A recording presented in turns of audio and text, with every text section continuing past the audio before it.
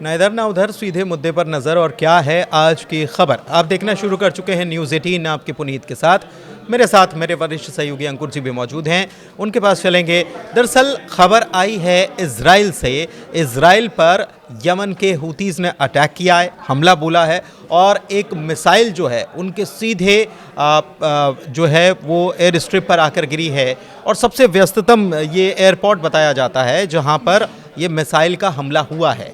सबसे बड़ी बात यह है कि इजराइल अक्सर ऐसे हमलों को रोक लिया करता है, उसके पास बहुत सारे सिस्टम हैं, चाहे वो उसका खुद का डोम हो, आयरन डोम हो, या फिर दूसरा थार्ड और तमाम अमेरिकी सिस्टम जो हैं जो इंटरसेप्ट कर लेते हैं और मिसाइल को हवा में ही मार गिराते हैं। लेकिन इस बार ऐसा नहीं हो पाया। हमला क्यों हुआ, क्या और तेज़ हमले होंगे और आगे क्या हो सकता है, समझते हैं अंकुर जी से। अंकुर जी, क्या खबर आई? पुनीत, ये खबर काफ़ी चौंकाने वाली है, क्योंकि एक तरफ तो ईरान की और अमेरिका की बातचीत हो रही थी और ये अचानक से एक मिसाइल आती है और बेन गुरियन एयरपोर्ट के टर्मिनल 3 पर ये गिरती है आके। और सबसे बड़ी बात कि इजराइल के जो डिफेंस सिस्टम है, एयर डिफेंस सिस्टम है, उनको मतलब वो इसको डिटेक्ट नहीं कर पाते। और ये बिल्कुल बेन गुरियन एयरपोर्ट का मतलब आप समझिए कि इजराइल का सबसे बड़ा एयरपोर्ट, सबसे बिजी एयरपोर्ट, और उस एयरपोर्ट की महत्व इतना है कि जितनी भी फ़्लाइट्स आती हैं वो उसी एयरपोर्ट पे आती हैं। कल जब ये खबर आई तो इंडिया से एक फ़्लाइट जा रही थी, उसको आबू धाबी में रोका गया, जो इजराइल जा रही थी बेसिकली।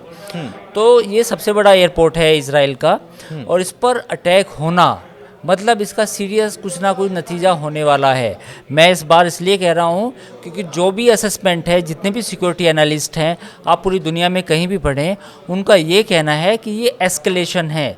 मतलब एक जो एस्केलेशन का लैडर है, ये इस पर टॉप पे है, क्योंकि एयरपोर्ट पे अटैक होना, मिसाइल का गिरना, इजराइल अपनी सिक्योरिटी के लिए एक बड़ा थ्रेट मान रहा है। तो जो ये माना जा रहा था कि जो इजराइल और ईरान के बीच में कॉन्फ्लिक्ट बढ़ सकता है, वो ये इससे बढ़ सकता है, क्योंकि इजराइल ने ये कहा है कि हुतीज़ का हमले को हम ईरान का हमला मानेंगे। ठीक, ईरान का हमला मानेंगे, लेकिन हूतीज़ पर तो अमेरिका लगातार अटैक कर रहा था। हमने देखा कि लाल सागर में उसके युद्धपोत उसने अमेरिका ने तैनात कर रखे हैं, और वहाँ से हूतीज़ पर अटैक कर रहा था। और हूतीज़ अब वहाँ तो जंग लड़ी रहे हैं, लेकिन उसके अलावा उन्होंने इजराइल के ऊपर भी हमला बोलना शुरू कर दिया। ये क्यों किया गया? नहीं, बेसिकली इजराइल पे हमला हूतीज़ काफ़ी लंबे टाइम से ही कर रहे थे, इसमें तो कोई दो राय नहीं है। लेकिन सबसे वो दो फ्रंट पे खेल रहा है ना। हाँ, वो दो फ्रंट पे खेल रहा है। और दूसरी बात, चौंकाने वाली बात ये है कि अमेरिका ने इतने बम बरसाए हैं, खासतौर पर ट्रंप के आने के बाद। 20 जनवरी को जब ट्रंप अमेरिका के राष्ट्रपति बने थे, तो उसके बाद तो अमेरिका ने लगातार बॉम्बिंग की है। इतनी बॉम्बिंग के बावजूद अगर हुती सर्वाइव कर रहे हैं, रिटेलिएट कर रहे हैं, और इजराइल के एयर डिफेंस सिस्टम को धता बताते हुए भी अपनी मिसाइलों को मार, ऐसी टेक्नोलॉजी है कि वो उनका एयर डिफेंस उसको डिटेक्ट नहीं कर पा रहा है। हाँ, लेकिन सपोर्ट तो ईरान का है। देखिए, ऐसा तो नहीं है कि हुतीज़ का ये सब कुछ है, तो पूरी दुनिया जानती है कि सपोर्ट ईरान का है। तो ईरान के सपोर्ट के साथ हुतीज़ की जो एक तरह से कोई लड़ने की क्षमता है या लड़ाई का जो जज्बा है, वो वाकई में देखने काबिले गौर है। क्योंकि अमेरिका की बॉम्बिंग ज़बरदस्त हुई है। कोई अगर ये बात कहे कि हुतीज़ पे अमेरिका ने बॉम्बार्डमेंट नहीं की है, कारपेट बॉम्बिंग हुई है, उस कारपेट बॉम्बिंग के बावजूद हुतीज़ जो हैं वो इजराइल पे भी हमला कर रहे हैं गाहे बगाए। तो अपने आप में पूरा मिडिल ईस्ट में एक नई तस्वीर बनकर उभर सकती है, क्योंकि 12 मई को जो अमेरिका के सेक्रेटरी ऑफ डिफेंस हैं वो मिडिल ईस्ट आएंगे, और ऐसा माना जा रहा है कि मई के लास्ट में या जून में डोनाल्ड ट्रंप भी आने वाले हैं सऊदी अरब आने वाले। तो ये हूती को ये हथियार, इतने एडवांस लेवल के हथियार कैसे, क्या फारस की खाड़ी से सप्लाई होता है? बिल्कुल। किस तरीके से इनको हथियार मिलते हैं? हाँ, बिल्कुल। ये तेल के जो ऑयल टैंकर्स के जरिए ही सप्लाई होती है, और ये ईरान का ही बैकिंग है, इसमें अब कोई दो राय नहीं है। हुतीज़ जो इतने लंबे टाइम से सरवाइव करे, फिर उन्होंने लड़ाई लड़ी, सऊदी अरब पे भी उन्होंने मिसाइल मारी थी, तो ये सब सपोर्ट ईरान का है। ईरान के सपोर्ट के बगैर हुतीज़ का कोई अस्तित्व नहीं है। एक चीज़ और कि हूती पर अमेरिका अटैक कर रहा है, फिर अमेरिका ने ये भी कहा कि ईरान को बाज आ जाना चाहिए बैकिंग से, और प्रॉक्सी जो आप करने की कोशिश कर रहे हो उससे बाज आ जाना चाहिए बातचीत के बीच में। और अब हूती जो हैं वो अचानक आक्रामक, उनका आक्रमण ज़्यादा बढ़ जाना, मतलब आक्रामक वो इजराइल के ऊपर भी, उनको क्या लग रहा है कि इजराइल के कहने पर अमेरिका इस प्रकार की बात कर रहा है तो इजराइल को सबक सिखाया जाए, ऐसा कुछ है क्या? इसकी कहानी कुछ और है पुनीत। इसकी कहानी ये है कि हुतीस को अब ये लग चुका है कि जो ईरान के साथ जो बातचीत होने वाली थी ईरान की और अमेरिका की, वो फेल हो गई है। तो ये जब फेल होने के बाद ये डेस्परेशन है। डेस्परेशन क्या है कि ज़्यादा से ज़्यादा जितना भी हमारे पास सामान बचा है, जितनी भी हम मिसाइल बची है, वो सब चला लो। क्योंकि अगर एक बार जंग शुरू हो गई और उस जंग में ज़्यादा नुकसान हो गया तो हम कहीं के नहीं बचेंगे। तो जो भी एमुनेशन है हुतीस के पास, वो इसे चलाना चाहते हैं। उन्हें लग रहा है कि जंग होने वाली है। तो ये इशारा या ऑर्डर तेहरान से गया? बिल्कुल। ये आप देखिए ना, ईरान के विदेश मंत्री का बयान, ईरान के जो बयान आ रहे हैं, वो पूरा नैरेटिव सेट कर रहे हैं।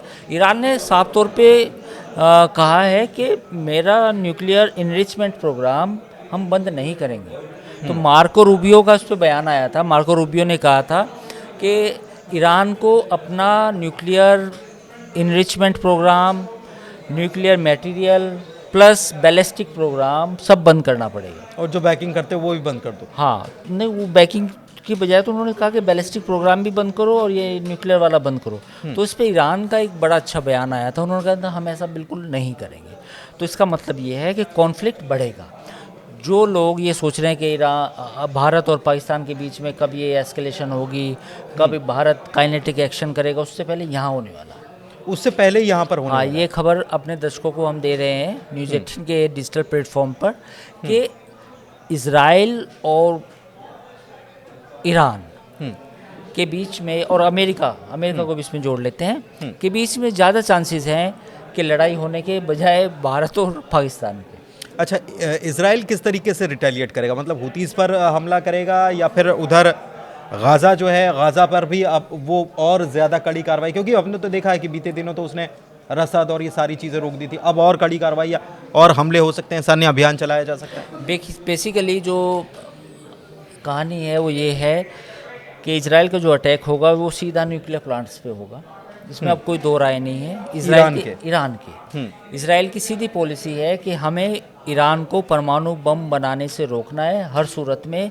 ये हमारा एग्जिस्टेंशनल इशू है, ये हमारा अस्तित्व का सवाल है। और इस सवाल का जवाब ये है कि हम ईरान के पर परमाणु जितने भी न्यूक्लियर एटॉमिक है उनको सबको नष्ट करेंगे इस बार। और ये नैरेटिव उनका डॉक्ट्रिन जो है इजराइल का है। मतलब ये बहुत आगे वाली बात आप कह दे रहे हैं कि अब यही इजराइल ये प्लान करके बैठा है, हरी झंडी उसको अमेरिका से उसको बहाना भी मिल गया। इजराइल बहाना ढूंढ रहा था पिछले बेसिकली 2 महीनों से, जब 2-3 महीनों से, जब से डोनाल्ड ट्रंप अमेरिका के राष्ट्रपति बने, तो उसके बाद इजराइल को एक बहाना चाहिए था कि कैसे मैं डोनाल्ड ट्रंप एडमिनिस्ट्रेशन को ये बताऊं, ये समझाने में कामयाब रहूं कि ईरान बात नहीं मानेगा और ईरान के जो परमाणु कार्यक्रम है उसको बंद करने का एक ही रास्ता है, वो है मिलिट्री ऑप्शन। तो मिलिट्री ऑप्शन के लिए ही इजराइल पहले दिन से ही कह रहा था। तो अब जो मुझे लगता है कि जो परिस्थितियां बदल रही हैं, ये बहुत बड़ा हमला है, एयरपोर्ट पे हमला होना। क्योंकि जिस समय हिजबुल्ला और हमास का भी अटैक था तो वो छोटे मोटे रॉकेट आते थे, बैलिस्टिक मिसाइल नहीं आती थी। तो ये हमला बड़ा है। तो अब देखना ये होगा कि क्या मिडिल ईस्ट में एक लड़ाई होगी।